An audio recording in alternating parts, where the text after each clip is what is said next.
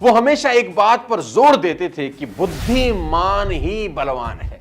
जी हां, जिसके पास बुद्धि है बल भी उसी के पास है। बुद्धिहीन का बल निरर्थक है। अगर आप बुद्धिहीन हैं तो आपके पास जितनी भी ताकत हो, उस ताकत का आप कुछ नहीं कर सकते, क्योंकि वह उसका प्रयोग ही नहीं कर सकता।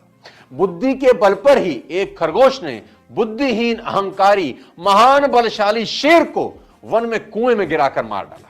कहानी कुछ इस प्रकार है साथियों कि एक शेर के साथ पशुओं में एक समझौता हुआ, एक एग्रीमेंट हुआ। उसके अनुसार वन के एक पशु को डेली प्रतिदिन बारी बारी शेर के सामने भोजन के लिए जाना पड़ता था।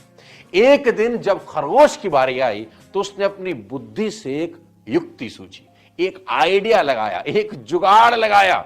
वह दिन भर भटकने के बाद शाम को शेर के पास पहुंचा और भूख से तड़पते और गुस्से से भरे शेर से बोला कि मुझे रास्ते में एक और शेर अपना भोजन बनाना चाहता था महाराज, मैं सिर्फ आपको यहां बताकर वापस उसके पास लौटने का आश्वासन देकर आया। शेर ने जब खरगोश से दूसरे शेर को दिखाने को कहा तो उसने कुएं में उसी शेर को उसकी परछाई दिखा दी। मूर्ख शेर ने अपनी परछाई को अपना दुश्मन समझकर अपने दुश्मन को पछाड़ने के लिए कुएं में छलांग लगा दी और वहीं मर गया।